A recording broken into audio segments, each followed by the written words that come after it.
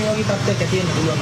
පිල්ලයන් අත්අඩංගුවට ගත්ත අවස්ථාවේදී මම සුරේෂ් සලේමා තමගේ කාර්යයට ගෙන්නලා කිව්වා සුරේෂ් අද පිල්ලයන් නම් හෙට ඔයා අනිද්දා ගෝඨාභය ජනාධිපතිතුමා පිල්ලයන්වත් ගත්තා සලේවත් ගත්තා මේ වොයිස් කට් එක වුණා ගෝඨාභය මුක්්‍ය අම්මා මේ වගේ තත්ත්වයක් ඇති වෙන්න පුළුවන්.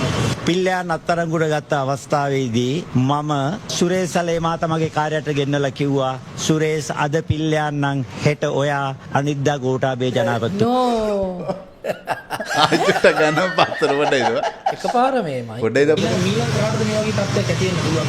පිල්ලයන් අත්අඩංගුවට ගත්ත අවස්ථාවේදී මම සුරේෂ් සලේමා තමගේ කාර්යයට ගෙන්නලා කිව්වා සුරේෂ් අද පිල්ලයන් නම් හෙට ඔයා අනිද්දා ගෝඨාභය ජනාධිපතිතුමා කියලා. එයා දන්නවා පිළිවෙලට ගන්න ඕනේ කාවද කියලා නේද? හරි අපි දැන් ඔකට පොඩ්ඩක් ලෙහමු. හරිද? දියව එක. පිල්ලයන්වත් ගත්තා සලේවත් ගත්තා මේ වොයිස් කට් එක වුණා ගෝඨාභය මුක්්‍ය අම්මා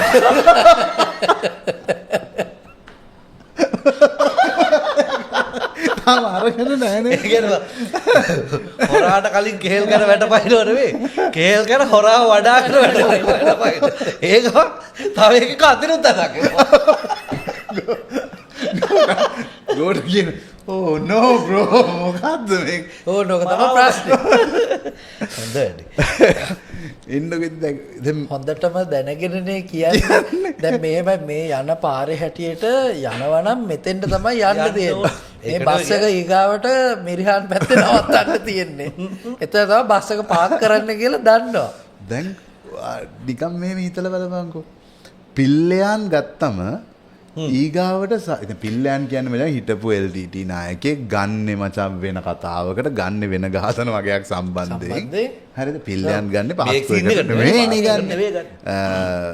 මේ වෛද්‍ය නේ සරි මේ උපකුලපතිවරයා ඝාතනය කිරීමට ගන්නෙ. ඒක ගත්තම ඒකට මෙයාව ගත්තම ගම්මන්පිලට බං ඒකට ඉතුරු ඔව් ඉතුරු ඩොට් ඒකට හිතෙන්න පුළුවන්. පිල්ලයන් ගත්තට පස්සේ කරුණ ගන්න පුළුවන්. ඒක මෙහෙම හිතන විදිය. දැන් ගන්නේ මේකේ විශ්වවිද්‍යාල නැගෙනහිර විශ්වවිද්‍යාලයේද කොහෙද හිටපු උපකල්පතිවරයා පැහැරගෙන ගිහිල්ලා ඝාතනය මගේ CID එක දන්නේ නැතුව සලේ ඒකට සම්බන්ධ ඒකත් එහෙමයි. පිල්ලයන් ගත්තාම පිල්ලයන් පාස්කු ප්‍රහාරයට සම්බන්ධ වෙන හැටි එලි වෙලා. හරිද? එතනින් සුරේෂ් සලේ එතෙන්ට සම්බන්ධ වෙච්ච හැටි මේව වෙලා ගෝඨාභයට ඒක සම්බන්ධ වෙන හැටි දැනගෙන ඉන්න බෑ. ඔව් අපි දන්නේ නැහැ. යාළුවනේ දන්නේ. මං හිතන්නේ CID අපිට හිතුන්නේ නැහැ නේ. අපි කාටවත් අපි මෙච්චර දේවල් මේ වීඩියෝ එකේ කියනවා. අපි කිව්වේ නෑනේ දැන් පිල්ලයන්ව ගත්තා. ඊළඟට සලේ තමයි අපිට හිතුන්නේ නෑනේ. දැන් අපි නෙවෙයි අපි දැන් බලමු තව ඉන්නවනේ මේ පොඩ්කාස්ට් කරන පවතින දේශපාලන තත්ත්වය ගැන කතා කරන විශ්ලේෂණ විග්‍රහ ඉදිරිපත් කරන අය අපිට වඩා මචං යගෙන සීරියස් තැනකින් එක් කරන ඒ කවුරුවටවත් හිතලා තිබුණෙත් නෑනේ මචං පිල්ලයන්ට පස්සේ සලේට පස්සේ ගෝඨාභය කියලා. බලන්න දැනුම දොර දක්නා නුවණ ඕනම එකකට බම් ගම්මන් පිළ මේ එකෙක් ඇති නේද? මෙයාට තව ටිකක් ලොකු වුණාම පල්ලියක් වගේ දාගන්න පුළුවන් නේද? අයියේ. අනාවේක්ෂණ ඩෝම් එක. ඉතින් ඒකත් එක්ක තමයි මම දැක්ක කවුද තසුන් දාලා තිබුණා මේක ගැන මේ ඔය ඕනම කෙනෙකුට ඔය රාජපක්ෂ කෙනෙක් හරි පාස්කු ප්‍රහාරය හරි මොකක් හරි දෙයකට අත්අඩංගුවට ගන්න කෙනෙක්ට ජීවිතේ දෙන්න පුළුවන් ලොකුම දඬුවම තමයි ඒ සිද්ධිය සම්බන්ධයෙන් උදේගම්මන්පිලට ගිහිල්ලා මයික් එකක් අල්ලලා අහන්නේ කියලා. කොච්චර නිවැරදි කාර්යයක් වුණත් වැඩක් නැහැ බඩු ඉවරයි. පොද්දි නැතුව යනවා.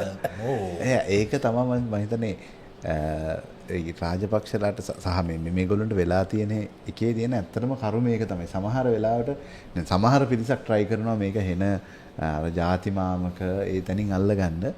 මේ කීප දෙනෙක් ඉන්නවා මචං වොයිස් කට් ටික දුන්නාට පස්සේ ඇවිල්ලා කතා කළාම ඇති. තව වොයිස් කට් එකක් තිබ්බ නේද? තව තියෙනවා ඒකට. වැඩේ හරියට. ඊට කලින් කියාගෙන යන්න ඕනේ ඊයේ හරින්න එනවා මේකට. හරින්න එනවා සියතට ගයන් ගාල්ලගේ තමයි මම හිතන්නේ ප්‍රෝග්‍රෑම් එක කරන්නේ. මම ඒ කට් එකක් තමයි දැක්කේ. ඒකෙදි මේ ප්‍රශ්නේ අහනවා. ඒ කියන්නේ දැන් මුලින්ම සලේ සම්බන්ධයෙන් චෝදනාව සහ ඔය අබුහින්ද ඊට පස්සේ සොනික් වගේ කතන්දර පාර්ලිමේන්තුවේ කියන්නේ හරින්නේ. ඒතර පාර්ලිමේන්තුවේ හැර ඒක හරිය නෙදී කියන්නේත් නෑ පාර්ලිමේන්තු ප්‍රිවිලේජස් අරන් කියන්නේ. ඊට පස්සේ ඔයාලට මතක නම් මතකද හරින්නේ ගේ වට කරනවා. පාර්ලිමේන්තු ගියපු කතාවට ඒතර ගෝඨ බලයේ ඉන්නේ. මා හරින්ගේ ගේ වට කරනවා මිලිටරි එකෙන්. මගේ හරි හමුදාවෙන් හරි පොලිසියෙන් හරි ගේ වට කරලා හරින්ව ඇරෙස්ට් කරන්න හදනවා. ඊට පස්සේ තහනම් නියෝග අරගෙන හරින් දැන් අමාරු වෙන්නේ බේරෙන්නේ. ඒ ඔය කේස් එකට පස්සේ. ඒ කියන්නේ ඔය පාස්කු එක සම්බන්ධයෙන් ඔය කෑල්ල කිව්වට පස්සේ. ඒතර හරින් අදටත් කියනවා අපිට ආපු තොරතුරු අපිට ආවේ මේවට සාක්ෂි දීපු මිනිස්සුන්ගෙන්මයි මේ සාක්ෂි වලම තිබ්බ කොටස් අපි පාර්ලිමේන්තුවේ කිව්වේ. දැන් හරින් තාම ස්ටේට්මන්ට් එක වෙනස් කරේ නැහැ. එතකොට ඒගොල්ලෝ ඉන්නේ එතනම තමයි. මොකද අර කොච්චර දැන් පොලිටිකලි යාලුකම් තිබුණත් මොනවාද හරින්ගේ ස්ටාන්ස් එක මං හිතන්නේ වෙනස් කරේ නැහැ. හරින්ට වෙනස් කරන්නත් බෑ හරිනම් මොකද පාස්කු ප්‍රහාරය වෙලාවේ හරින් තමයි බැට කෑවේ හරින්නේ. හරින් තමයි පරිප්පු කෑවේ. ඔව්.